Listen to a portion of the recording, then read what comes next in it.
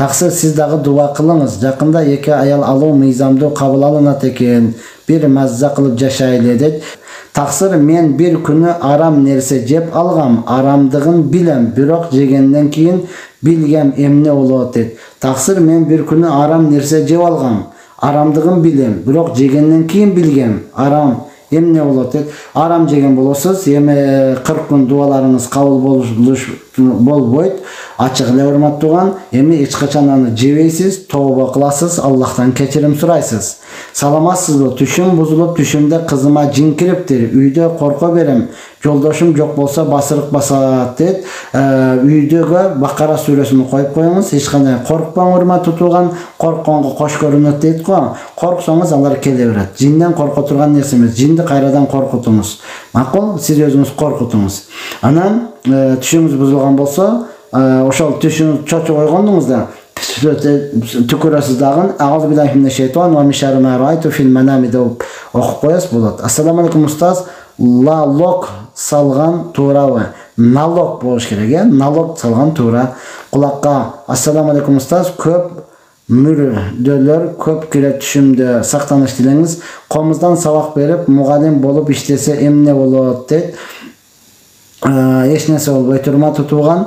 Эч нерсе болбойт. Кулакка азан угула берет, азыр айтып өттүк. Саламатсызбы? Түшүм бузулуп, я Рабби. Урматтуу туугандар, жалпы адамдар көбөйдү. Караңыз, түш жакшы түш көрдүңүзбү?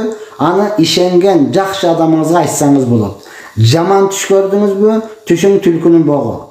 Чоңаталарыбыз кыргызча айтып койгон, түшүң түлкүнүн богу. Жаман түш көрдүңүзбү? Аны эч кимге айтпайсыз. Аны чечмелештин дагы фикрине кылбайсыз. Аузу биллахи минеш шейтан ва мин шарри ма раайту фил манами.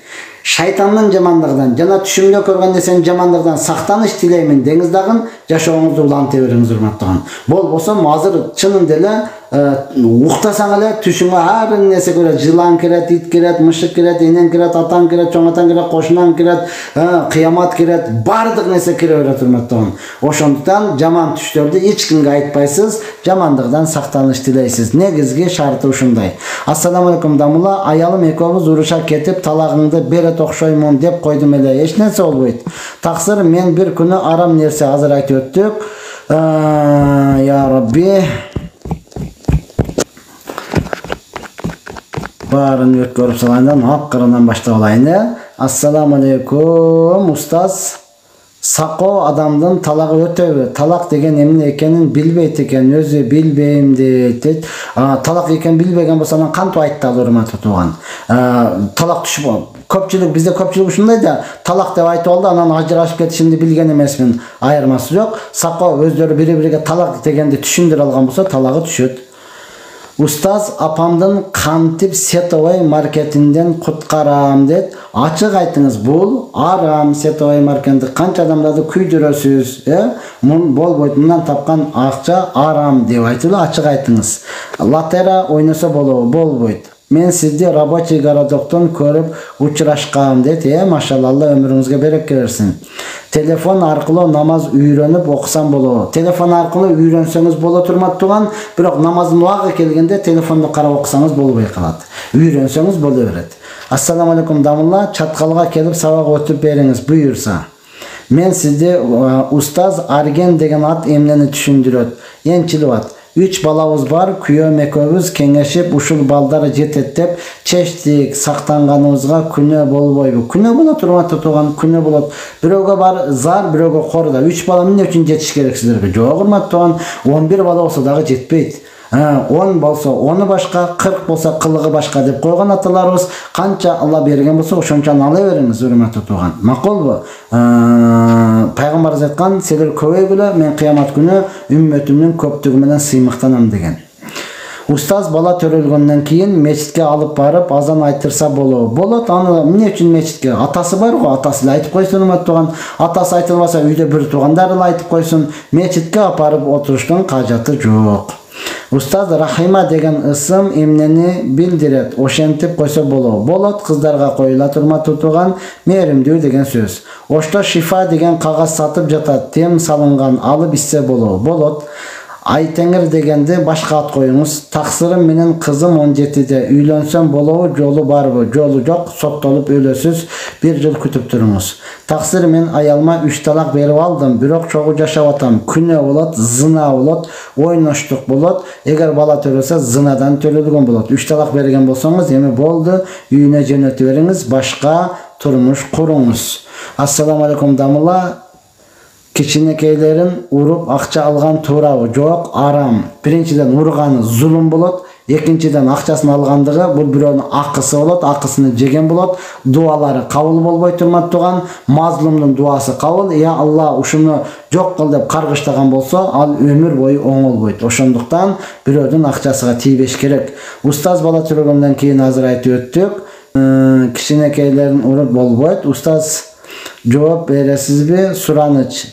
Йеменге согуш ачты Америка менен Великобритания. Буга кандай карайсыз? Дейт. Карабайм, такыр карабайм. Атам каттуу сөккөн, кечиргеним бирок эсимден кетпейт. Кечиргенмин, бирок эсимден кетпейт. Сиздин кечирбегениңиз атаңызга өтпөйт, урматтуу тууган. Ачууга тийсеңиз, конечно, ата деген ушундай да баланы сизди жаман болсун деп сөкпөйт. Сиз ачууга тийдиңиз, кандайдыр бир нерсени кылдыңыз, сөгүп койду, урматтуу тууган. Макулбу?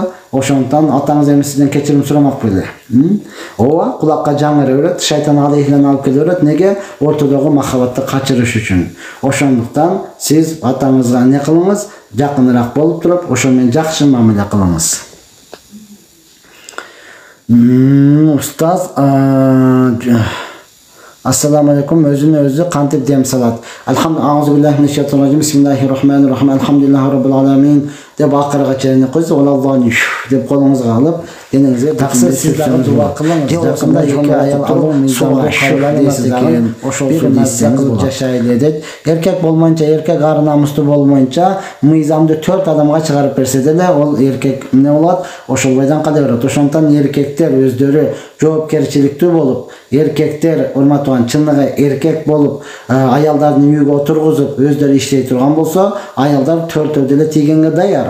Бүгүнкү күнү көпчүлүк макул, кээ бирөөлөр урматтуу тууган лөлүнүн эркегиндей деп койчу эле биздечи. Ошондой болуп аялдарды иштеткендиги үчүн, аялыга едиңса салып бер, акча берип тур, досторго алып келейин дегендиги үчүн, анан аялдар тийбей жатат. Ошондон урматтуу тууган, ооба, закон кабылдана турган болсо өтө сонун, бул шариатта бар нерсе. Ассаламу алейкум устаз, Йеменге Америка кол сал не дейт? Ал саясат урматтуу. Биз динди сүйлөшөбүз, кимге кол салса да бизге эмне кылабыз? Динди сүйлөшөбүз. Кудайга шүгүр, президенттерибиз бар, сакчыларыбыз бар. Ассаламу алейкум ажеке, 4 рекаттын парызга кечигип 2 рекатке кошулгандан соң кийин туруп зам сүрө окуймбу? Ооба, окуп 2 рекатты бүтүрөбүз. Тахажжудтун намазда 2 рекат окуп, жана бардык сүрөлөрдү окуса болобу дейт. Сонун болот да. Жаттаган сүрөлөрдүн бардыгын 1-чи рекат кошосуз, калган жаттаган 2-чи рекат кошосуз, өтө сонун болот. Жакшы болот. Анткени намаз эң жакшы намаз кайсы десе, толул кыямда көбүрөөк туруп, ошол Куранды көбүрөөк окуш. Устаз, элдин кызматында 10 жыл иштейм, эл көбү ыраазы, бирок ар бир ишимди Аллахтын ыраазычылыгы үчүн дейм. Өтө сонун, ошо сизге окшогондор бар, анан элибиз жыргап жашап атат, урматтуу тууган. Ассаламу алейкум, аялы үйдөн кетип калса, 6 айдан кийин талак түшөбү? Аялы кетип калабы, эркеги кетип калабы, урматтуу тууган, талак бермейинче түшпөйт. Талак бермейинче түшпөйт. 60 жыл болсо дагы.